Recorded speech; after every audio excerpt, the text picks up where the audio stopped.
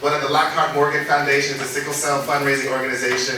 About 3-4 years ago, we were both giving keynote talks. One of ours was better than the others, but it was clearly mine. Mine was the better one. But still, Mars tells some wonderful stories about his life and where he's come from, and he also has a great perspective on sickle cell disease. But he also brought along an assistant and someone he's working with, and she will actually be starting it off speaking first. And so I would like to introduce Nika Williams. And the way the format will be, Nika Williams will speak, then Mars will speak, and then there will be time for Q&A afterwards. Okay? So please pay attention, especially DMed 3600 students. There may be questions on that. Good morning. How's everybody doing? Great. So it's a pleasure to be here this morning. So I'll be talking about my life and everyday struggles having sickle cell as a student. So I am, as he said before, my name is Nika Williams, and I am 24 years old. I am a senior at Georgia Gwinnett College, and I have sickle cell SS, also known as hemoglobin SS. And having sickle cell or being a student can be very difficult, and we do have challenges that most people who don't have a chronic illness have. So with me being in college, I have to go through this whole process of having accommodations. So I have to register with the Office of Disability Services, and I have to go through all my accommodations on what I can and cannot do in class or outside of class. Or if I were to go through a crisis, how can my teachers help me? How can I make up my work? How can I make up my exams? But one thing I just want to say is that growing up, you're told all the time with this disease what you can and cannot do, your limitations with it, your life expectancy. You can't play sports. You shouldn't be outside when it's cold. When it's hot, you need all your water. But I'm just like living proof to tell you that like anything you want to do or anything that you set your mind out to do, you could definitely do that. I have, like you said, like limitations before. I could never play sports. That doesn't mean that I couldn't serve my purpose in other places. So I grew up saying that I want to be a speaker, and I definitely want to be a strong advocate for the sickle cell community, because this is a disease that is not common, that is not talked about or commonly talked about, or a lot of people are not aware of what sickle cell disease is. So I said to myself, like, I will be that strong advocate in my community, and it is a pleasure to be here talking to you today. So going through sickle cell or living with sickle cell as a student and going through all these complications, how do I get through it? I have a strong support system. So I always say, like, having a strong support system, having your family, having your friends who care for you, who know your limitations, who know what you can and cannot do, and they care for you, and they always want to see you do good is amazing. There's some times where I want to give up on my life. There's some times where I contemplate is living even worth it, because of the pain that I go through. It's really like excruciating. But I just want to tell you, or just say thank you for giving me this chance and this opportunity of being here today. I hope you guys get to learn more about what sickle cell disease is, and just thank you for having me up here and letting me spread awareness to you. And so that is my time. So I just want to say thank you so much.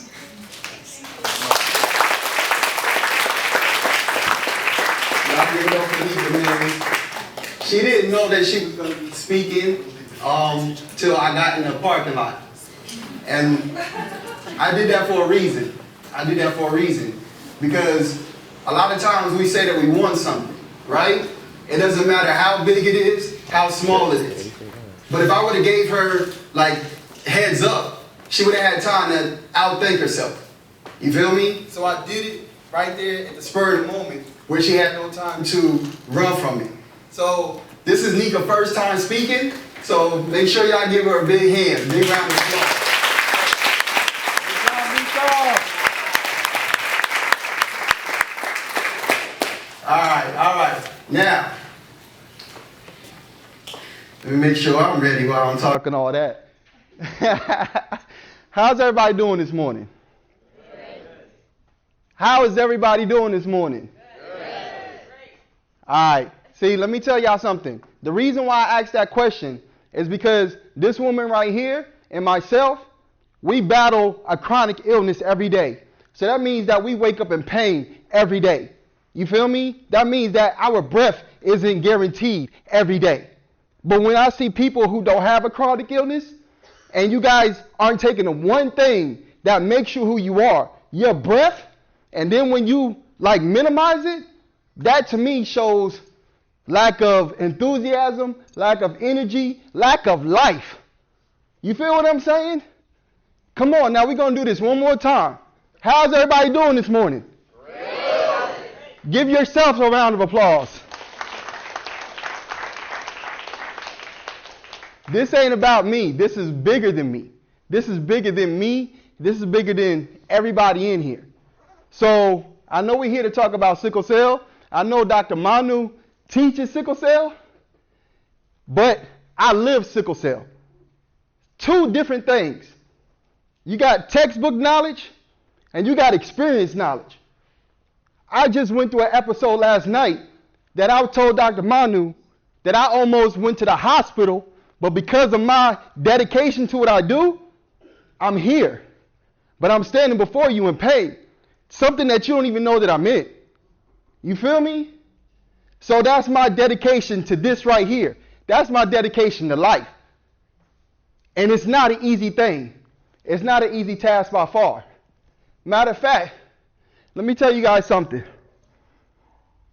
I was having a conversation with my coach maybe a few weeks ago, right? My coach is always telling me, bruh, you're doing too much. You're doing too much. Sit down. Your body needs a rest. And he always tells me, you got a condition. Now, in my mind, I don't have a condition. You feel me? Because I've been trapped in this body for 43 years. What is a condition to me? This is a lifestyle. I can't take days off. I can't just say, oh, I don't feel like doing it because I'm in some little bit of pain. You feel me? That's something that I can't do. So when he's telling me I have a condition, he followed up last week and we had the same conversation again. And I told him, I said, big bro, a condition is diabetes. A condition is high blood pressure. These are what I look at as far as conditions. But when I wake up every day, my feet touch the ground and I'm in pain from my chest to my back to my bones to every part of my body, do y'all understand what that feels like? And it happens simultaneously. So it's not just, oh, my arm hurts or my leg hurts. It's one rush of pain that comes through your body each and every moment. Do y'all understand the severity of what I go through? No, y'all don't. But y'all see, y'all just took your own breath for granted. I don't even know what it's like to have a body that does not have pain. You understand what I'm saying? If I gave y'all an inkling of what I go through, what Nika goes through, what Just go through, y'all would succumb to it. You understand what I'm saying? There's like me and Dr. Manu were talking, and basically he likes to joke, right? Y'all know this guy is a character. But I don't get an opportunity of stepping out of this right here. So when I told him, I don't focus on sickle cell. It's not what I do.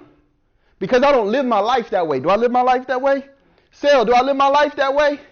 Just, do I live my life that way? Tell me how I live my life, Nika. I live my life with super cells. Y'all know what that means?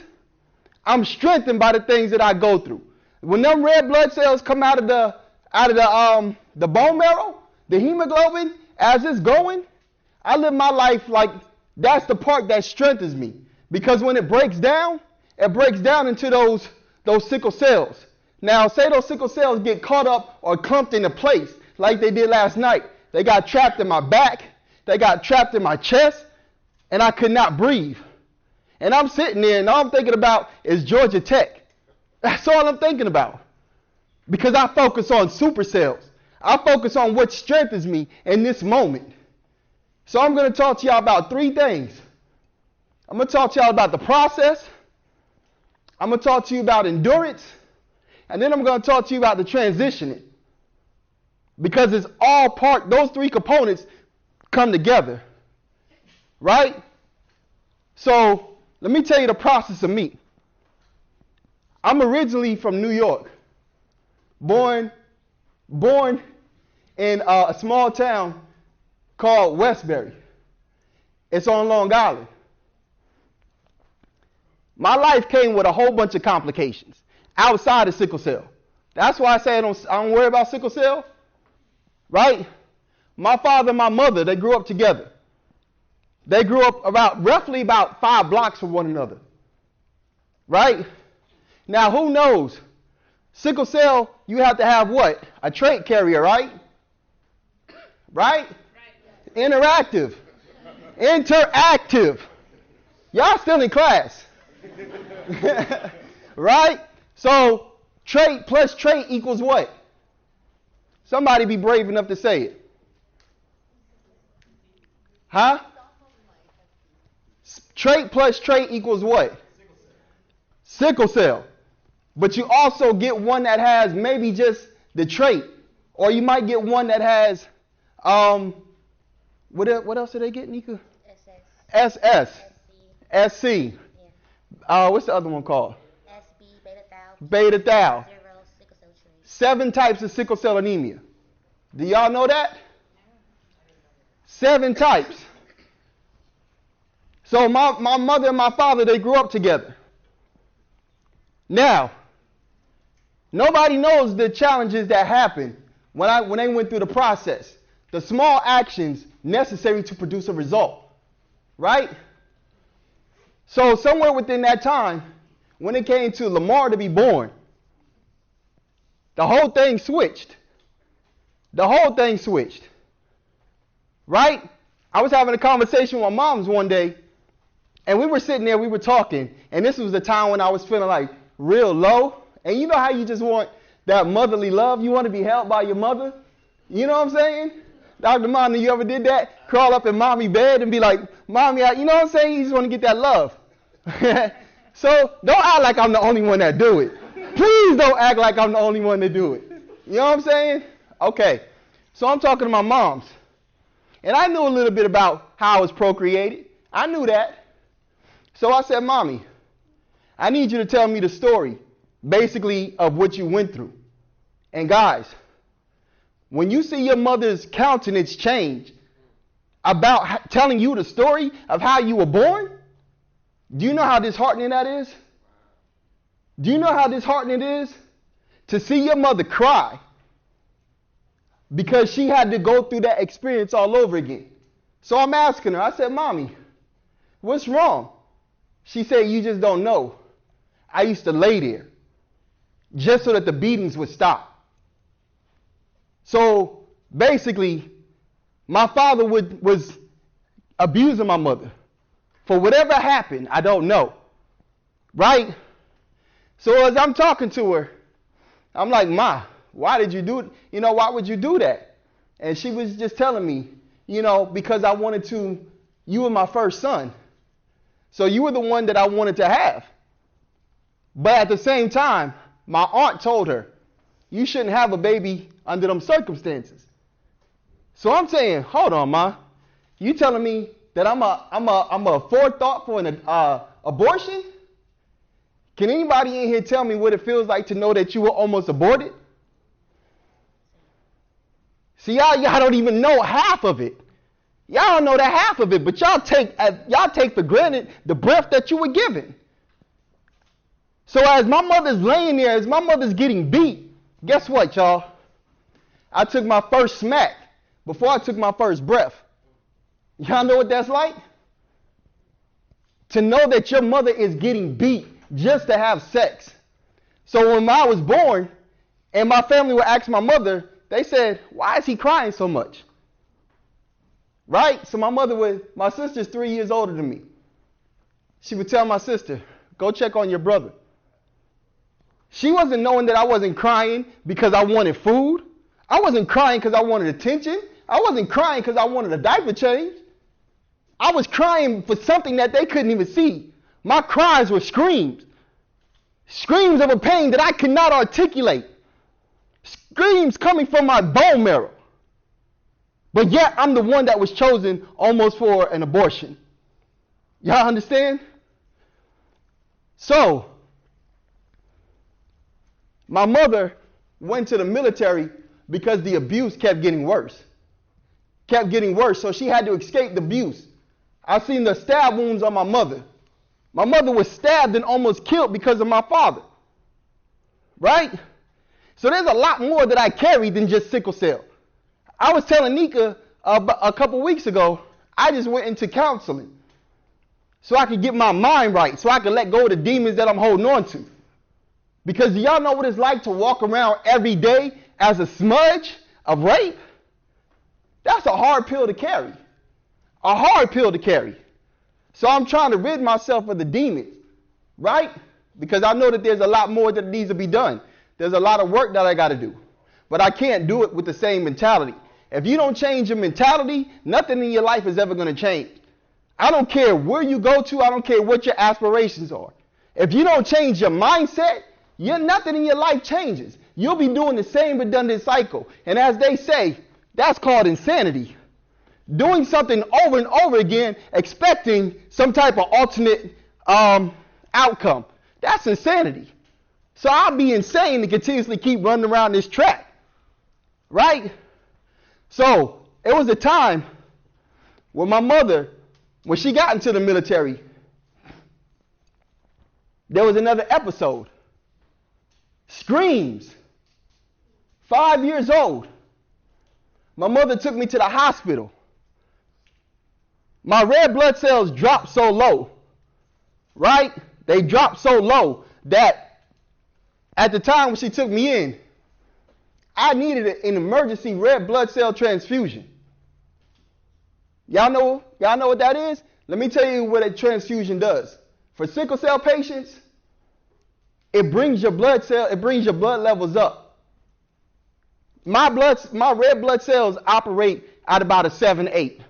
Now, a normal person, higher than that, right? What's a normal blood count? 12 to 15. But we operate fully under 7 to 8. So those screams when she took me in, the process of her just laying there, she's now about to meet the challenge that was sent to the womb, the enemy that was fighting me from within. So the doctor comes to her. The doctor says, hey, I'm sorry to tell you, I don't know if you knew, but your child has sickle cell anemia. What do you do when you find out that your only son, the one that you was carrying, the one that you was protecting, the one that was taking all the beatings with you, what do you do when you find out that because you laid there, he contracted the sickle cell whole disorder? I'll never call it a disease. Disorder. Because anything that's out of order can be put back in order. Right?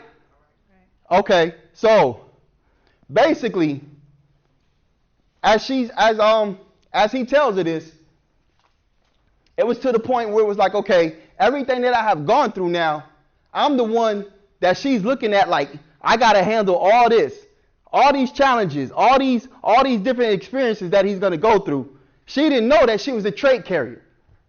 Did y'all know that in 2011,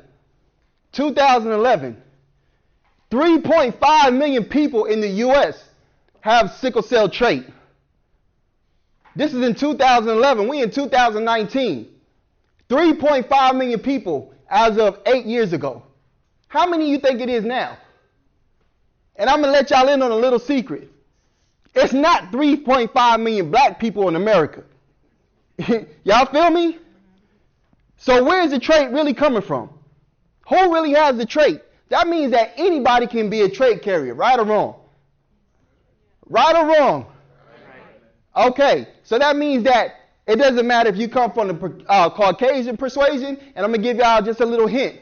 My mother's mother is from Germany, right? So my mother is half German and half Jamaican. Ooh. So let me ask you this question. Which one of them had the sickle cell trait? Was it the West Indian or was it the German? It's debatable. It's debatable. My grandmother's dead, so we'll never know. You feel me? There's Spanish people with sickle cell anemia. There's Iranian people with sickle cell anemia. Basically, if you have a pigment, you can get sickle cell anemia. I met white people that have sickle cell anemia. So don't think that this is just a black disease, because I'm telling you, with all the crossbreeding, with all the people that are in here that are mixed from another race or this or that, oh yes, you can go through what I'm going through as well. You feel me? So with 3.5 million people, now in 2019, how many people are there? I need y'all to check that out, and I need y'all to look that up and tell Dr. Manu. That's an assignment. How many people today have sickle cell trait? And let me tell y'all something. I have people come up to me all the time when I talk to them and I say, you know what? I have sickle cell. You know the first thing they'll tell me? What do you think the first thing they tell me? Just take a guess. I'm sorry. That's close. That's close. What you think they tell me? I was going to say the same thing. I'm sorry. What if you have a person come up to you and say, oh, I got the sickle cell trait. Do you think I care about you having the sickle cell trait? Do you think I really care about that? Because you still won't experience half the pain that this young lady goes through, half the pain that Just goes through. My sister got the sickle cell trait. Do you think she tries to compare her pain to my pain? Not by far. Because why? She don't have pain. You feel what I'm saying? I'm the one that got this. So that means that God saw something in me that made me stronger. Here's one of my favorite verses. Hebrews 10:35. He says, do not throw away your confidence, because your confidence has great reward. Growing up with sickle cell anemia, I was smaller than all my friends. I was skinny. I couldn't go out there. I couldn't ball the way I wanted to ball. I couldn't get out there. I couldn't play football the way I wanted to play football. But guess what? My mom's never tried to stop me. She never tried to stop me by far. Right? So even growing up, being underweight, I wasn't really where I should have been at the age of 10 years old. I still looked like I was like 7, 8. I remember I went down to New York, my cousin. She was having like this graduation, and she was only in middle school. So she was like, yo, I want you to come down. I want you to escort me to the graduation. Now I'm about 13, right? My cousin, if you put us together, looked like me and Dr. Manu. Right? So picture me at the age of 13 years old, going up to New York and going up there and actually escorting my cousin. Matter of fact, I'm 6 months older than my cousin. So while we're there, I'm the oldest one at the graduation, but I look like I was 12. Right? So there's a lot that comes with sickle cell anemia. That's part of the process. So the other part that he says in 10:36, he says, for your endurance, you will need to have to do the will of the Lord to receive the promise. So as I grew up through my lifetime, I never saw this. I never saw me being a person speaking and advocating. Because why? I don't care about sickle cell, y'all. I really don't. I never really wanted this. As I got older and went through high school, that's when I found myself to be a creative person. My mother was in the military, like I said, so we went to Alaska. I graduated high school in Alaska, so that just lets you know I'm smarter than you think I am. Because there wasn't really a lot of black people in Alaska. You know what I'm saying? I'm not trying to make this a race thing, but I just want to let you know the intellect of an individual is prima facie. Y'all know what that means? That means that you make an assumption about an individual before knowing a person. So you're actually, what you see is not what it is. So as we're in Alaska, I never had any type of problems with sickle cell anemia. None. And you would think because of the cold does what?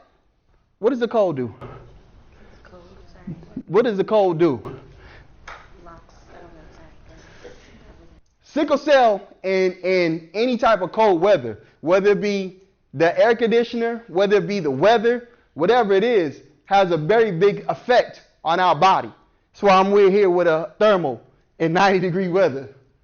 But it makes my body at its regular normal temperature. That's crazy, right?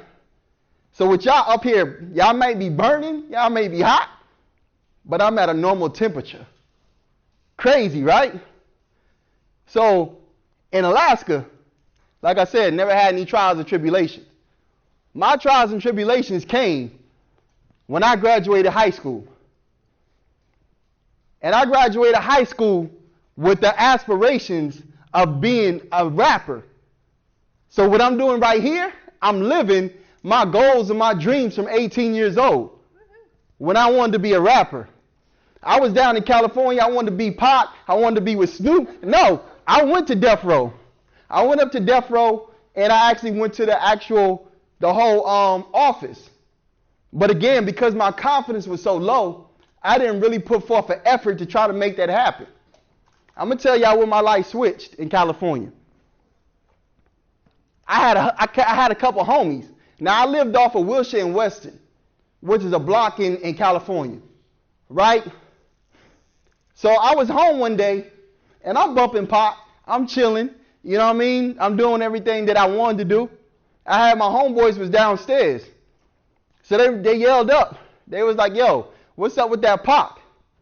I said, what's up with that blunt? So they was like, come down. I said, nah, come up. My life changed when I started to get connected with these fellas. Because it was no more, oh, let me go check on my red blood cells. Like I said, I didn't care about sickle cell, so I never went to the doctor. I never went and got checked up, not one time. I was in California for 2 years, and I was going to medical assistant course. Not one time did I go get my red blood cells checked. Not one time did I go to a doctor visit. Because at that point in time, because of the lack of confidence, I was so influential.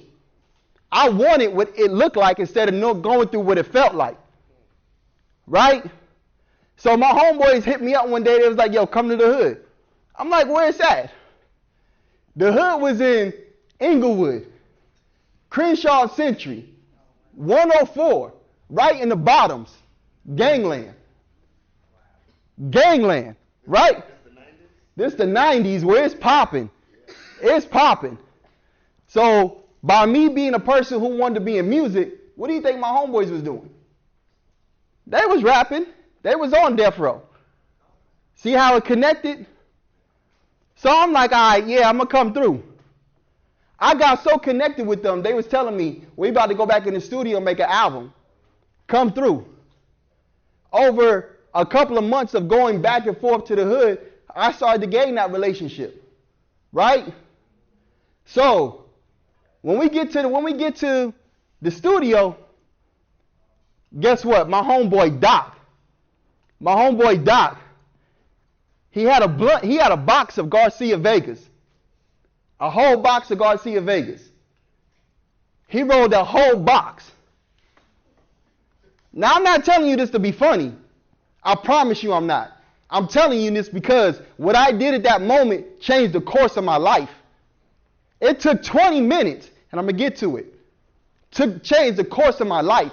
Now, you got to remember, I'm only 20, 21 down in the bottoms of Inglewood, but I'm living that life.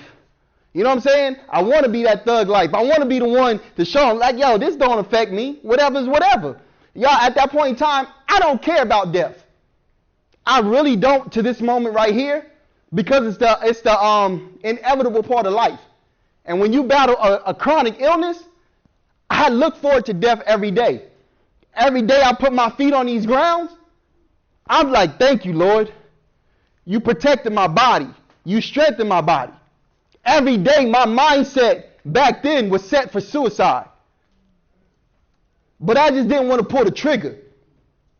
So I started living a destructive lifestyle. So as we in the studio, Doc rolled up this whole box. Nothing but blunts was going around the studio. Now I'm only 21 and I'm smoking like a champ. But I'm not a champ.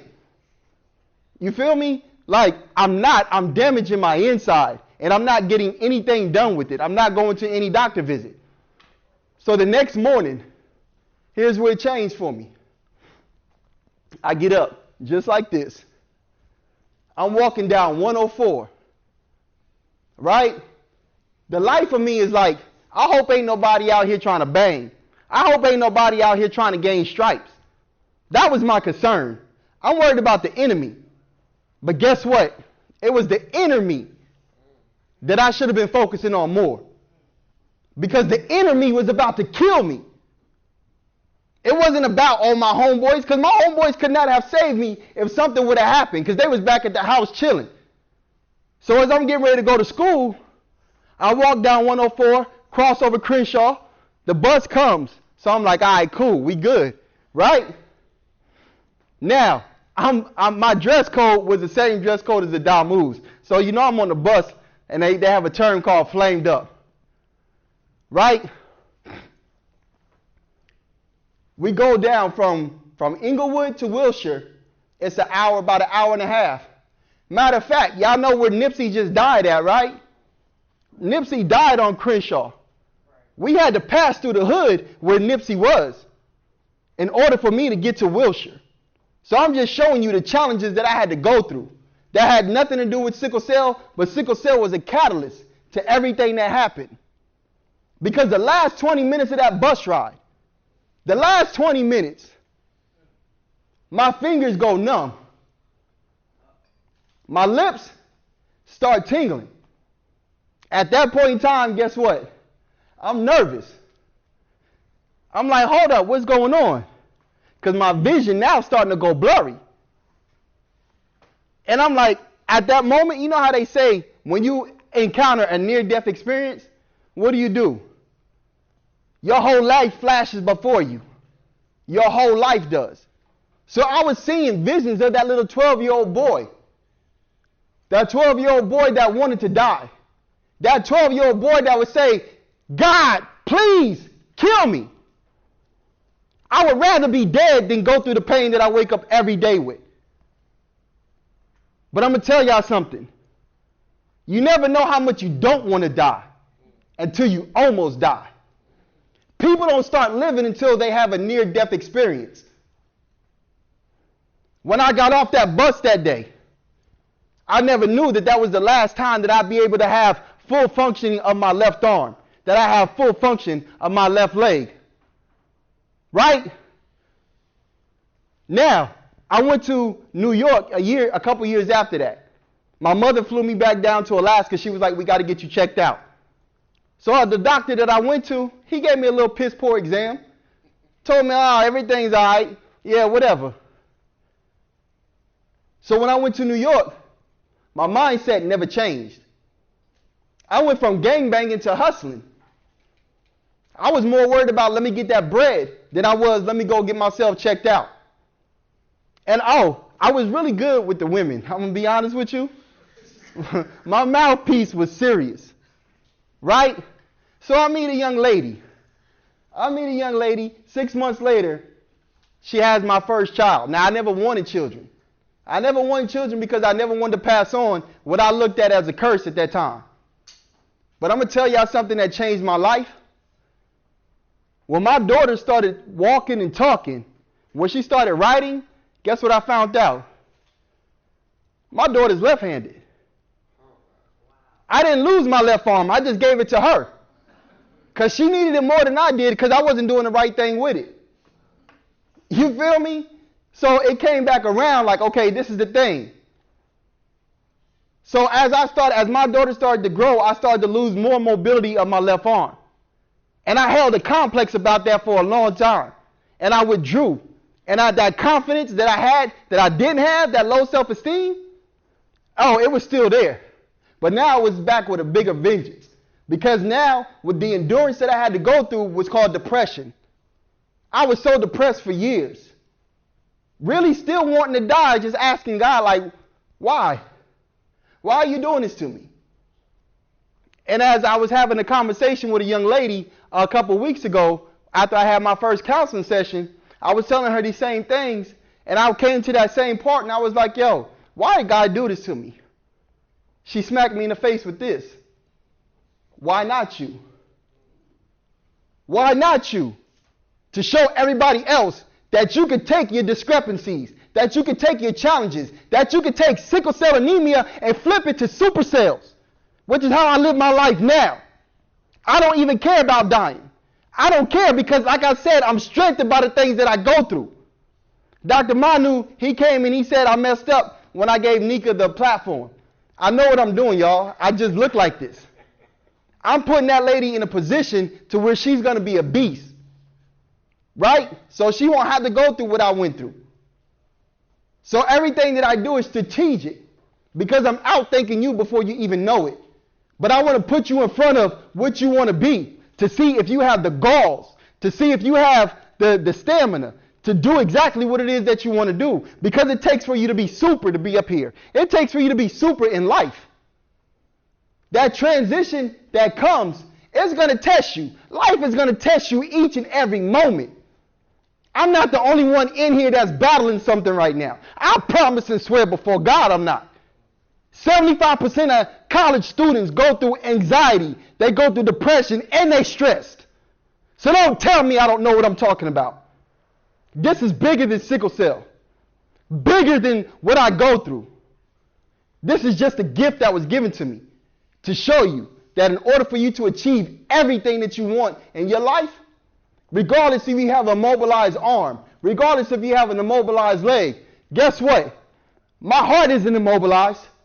My dedication ain't immobilized. My wanting for life is not immobilized. So everything that you have comes from inside of you. And if you don't put 1,000% towards what you want, you're going to come up short. You will come up short. Don't do what you're supposed to do for this test. Don't do what you're supposed to do. You're gonna have a low grade. You're going to have a low grade. I do this on the regular, y'all. I see more of y'all than what y'all even think of. What y'all even think of. I'm getting ready to go down to Mississippi at the end of the month. I had to come up with a quick workshop for directors because they said that there's a detachment within school. So you know what I said? I said basically, here's the theme of my presentation. I hear you, but I don't feel you. Y'all listening, but y'all ain't doing the work. Y'all ain't putting forth the effort, the dedication. And I guarantee, here you go.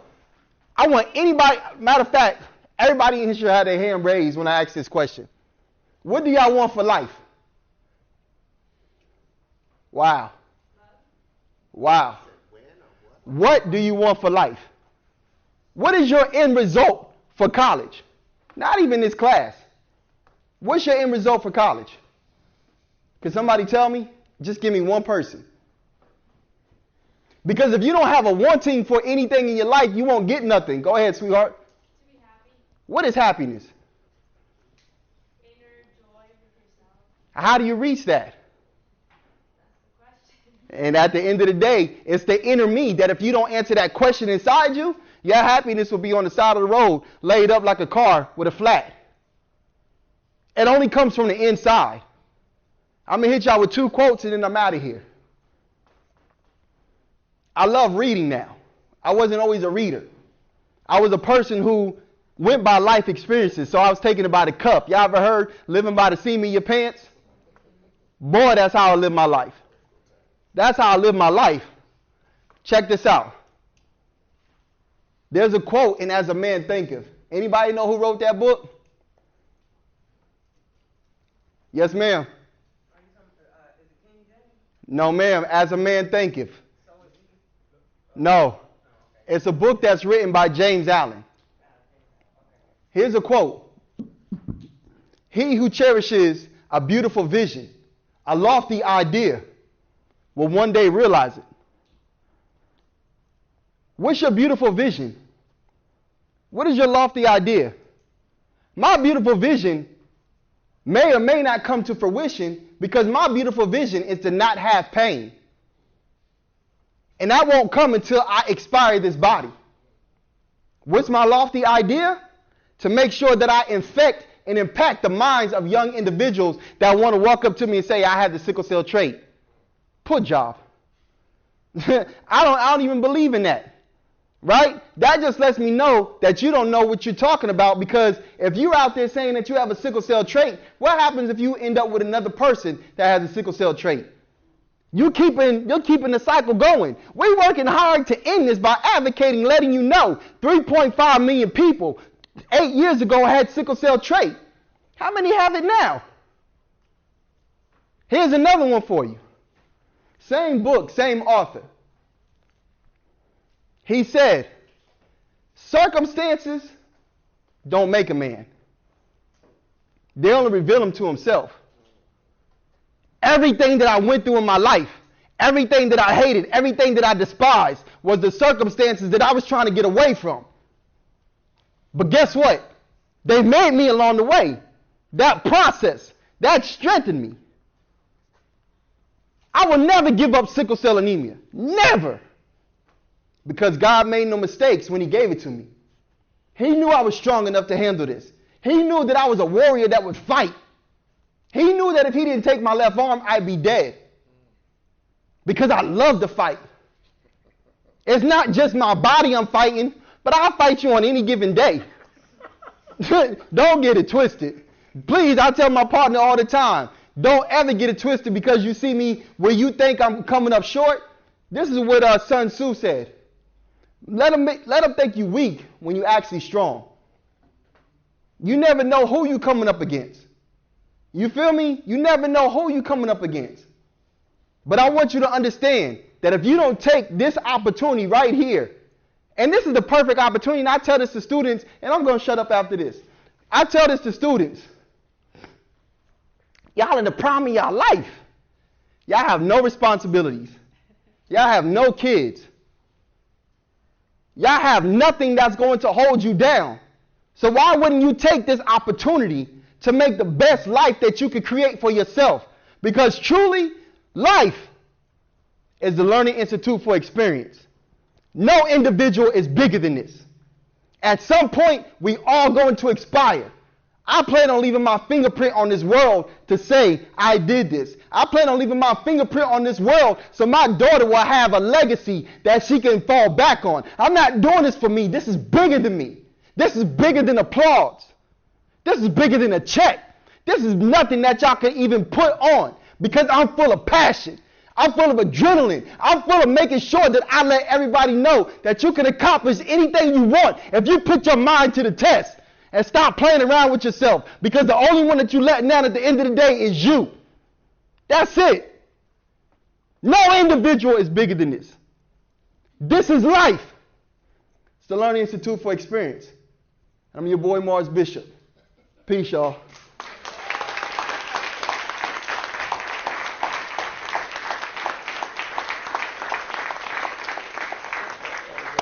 Very good. Thanks a lot. Thanks Yes, a lot. sir. That was all of that. We have some time for questions, and both Nika and Mars are open to answer questions. Come on, Nika. Anybody from the audience, or I can start one off? I'll tell y'all this. If y'all want more of the technical answers, speak to that lady right there. All right? So I'm going to start off with a question while you all think, because before you all arrived, Nika and I were actually done. We'll go back to her and just get Mars a little breath. Where's that water? And Nika, one right there for you. Pop. And, Thank and you. I guess, so Nika, you were talking about when you decided to go to class and you still are going through a crisis. And you gave me some numbers and some other things. I wonder if you could just repeat that for the audience and get a bit of a perspective on that, 6 to 10. Okay, so usually how Mars was speaking on how we go through our daily life in pain, and when we see other people like with cold or something, like you take the whole day off, and you're like, I'm sneezing, I'm coughing, I can't go to class, I can't do this. like you were But there's nervous in times the when I'm beginning. in pain. There's You weren't times when I'm throwing like your at a shit. 5 out of 10, a 6 out of 10. But because I'm still mobile, because I can still walk, because I can still live my life and do what I gotta do, I still walk to class. I take that trip from my dorm, 10 minutes to A building, because that's what the buildings are called, to A building, but I'm in pain. I'm sitting in my class, listening to my teacher, going through the slideshows, raising my hand, participating, but then my friends get mad at me and like, you're in a crisis. Why are you even here right now? But it's because they don't understand that when you are able to move, when you have that mobility and you're able to still think for yourself, I'm going to take advantage of every single moment that I have of that. Because there's times when I'm going through the pain, I cannot fend for myself. I cannot even walk. I can barely talk. I have to like make gestures and say, can you do this for me? So when I have that time, when I have that in me, I'm going to use all of that in me to do what I do and accomplish my day and go throughout my daily goals and continue to do my daily activities. So you can't let this pain stop you. You know, like I've been going through this for 24 years my whole life, and I'm going to continue to fight through it. but I can't let anything stop me in the process. I have to keep going. So. Questions in the audience? Anything? There we go. I got one. This question is posed to both of you. What would you say to someone who has not the disease, but the disorder, right? Yes, sir. That may not think in their mind they're as strong as you two are, and want to give up. What would you say to that individual or those individuals? Take that, Nika. I would say don't ever give up, because you have so much in life. And Martin and I have the same philosophy. Like, God chose us because He knew that we were the right people. He knew that we were bigger than life. He knew that we were stronger to go through this. So I say that if you have sickle cell, you're going through this. God chose you for a reason. You're able to do what you have to do. You're able to go throughout life. And it's all about having a support system. You know, like some people don't even have a support system that makes them want to give up even more. But because of my support system, the times when I want to give up, I go to my mom or I go to my friends, and I'm like, just give me some words of encouragement. Just talk to me because I need you right now, because I feel like I can no longer go throughout my life and continue my daily activities. So it's all about just knowing yourself as a person, you know, like knowing that you can go far, knowing that you've been chosen to have this for a reason, and you can't let anything stop you, and your support system is always going to be there for you to pick you up when you're lacking. Here's my answer to this, to this question. And this is for basically everybody in here. Because regardless if you have any type of chronic illness, if you have any, whatever you may have, here's the thing. Life don't care about any challenge that you go through. I'm be honest with you. Life ain't care when I had 2 strokes. Life ain't care when I had sickle cell anemia. You feel me? And it's not me being cold-hearted. It's me being real. And everybody say I'm 100% real. Everybody want the truth. But Jack Nicholson said it the best. You can't handle the truth. You can't. Because if I give you what's on my heart, I'll break your spirit. Trust and believe me. And I'm not doing it because I'm trying to be like I'm this Superman. Not by far. Because I go through my challenges. But here's the question that I want to pose to you. The same question that was asked to me. Why are you afraid to be great? If everybody in here has a purpose and a reason, y'all, I want y'all to look at this. There's 5 million sperm that are transferred, each to the womb. But only one fertilizes it. Every life in here fertilized that egg because you were chosen for something. Y'all beat out 499,999 other sperm to be here. Y'all feel what I'm saying? So what are you running from? Because I can't run from this. And regardless if you don't want to go through it or not, life don't stop. Just like them streets don't stop. Them streets didn't care when I was out there hustling. Them streets didn't care when I was out there gangbanging. You think if I'd have lost my life, life would have stopped and said, oh, we lost Mars. Not by far. So I'm going to tell you, keep going after whatever it is that you want. Yes, you're going to have a hurricane. It just hit Miami. Yes, you're going to have a tornado. Yes, you're going to have some type of storm in life. You're either in one now, you're coming out of one, or guess what, baby? You get ready to go into one. So you choose how you go through that. And your mind is the catalyst. Strengthen it the same way you strengthen your body. You feel me? Because a weak mind has weak thoughts, weak circumstances, weak outcomes. So if you're a weak individual, I can't do nothing for you. But I want to let you know that you can accomplish anything you set your heart to. And that's with one hand. I do more with one hand than y'all do with 2. I guarantee that. We're going to close it out with one final question for the sake of time. Thank you so much for sharing your life. I'm curious if you could just share with us some of the misconceptions or misunderstandings that people have about sickle cell that you've experienced or that you've observed. One thing I could definitely say is that because definitely with physicians or something, like because me and Mars both have sickle cell, we both have SS, they think that they could treat us the same or our care can be the same, like in like our medicines or even like what he goes through or like our triggers, like nothing is not the same. We're still our individual self. So just because we have the same phenotype of sickle cell does not mean that what my triggers are his triggers and what his triggers are my triggers. And no, my pain regimen is not his pain regimen and his pain regimen is not mine. So if I come to you and I say, I take 3 milligrams of morphine every 4 hours, don't question me and don't say, no, I think I'm going to give you 1 because, you know, of your weight or something like that. But my pain threshold, that 1 milligram is not going to do anything for me. But Mars may be on the lottie, you know, that's different for me. I'm not on that. But that's a kind of misconception, is that we're all the same and my triggers are his and just, you know, but it's not. Like we're still our individual self. I'm going to give you another one. I've had a doctor come up to me. The doctor said, now this is a doctor. This is a doctor, a PhD. You're a physician. This dude came up to me and said, how long you had sickle cell? I swear. How long you had sickle cell? Immediately, I'm like, yo, get me another doctor. Because you don't know anything about what's going on. How did you pass your class? You feel me? You can only be born with sickle cell anemia. You cannot catch it by sexual intercourse. You can't catch it by a blood transfusion. You can't catch it. You have to be born with it. So you got to be chosen. You have to be a chosen one. And me, Nika, and Just are chosen. Yeah. And I just want to say we are thankful that you all spent some time with us this morning. They will be around for questions and answer a little bit more for people that can hang out after. But I want to thank both classes and all of our other guests that have attended. Thank you very much. Thank you, guys. I appreciate y'all. Thank you so much. One final question. Did y'all learn something today? Hello, this is Professor Manu Platt, Georgia Tech Biomedical Engineering. Just had Mars Bishop come and give a talk to my class.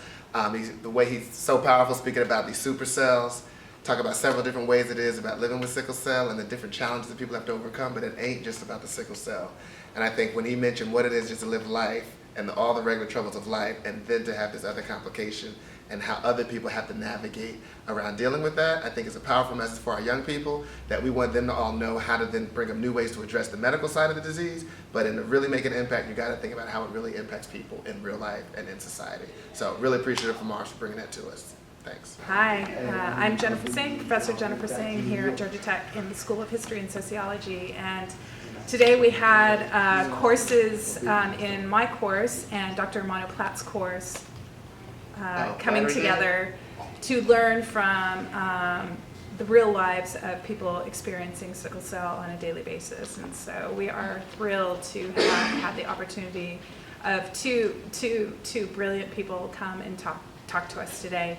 And hopefully our students can really start thinking about not just the science of sickle cell and other kinds of conditions that people experience, but the social ways in which everyday life has to encounter what I learned today, really the pain of daily living. So thank you so much for coming and being part of our community.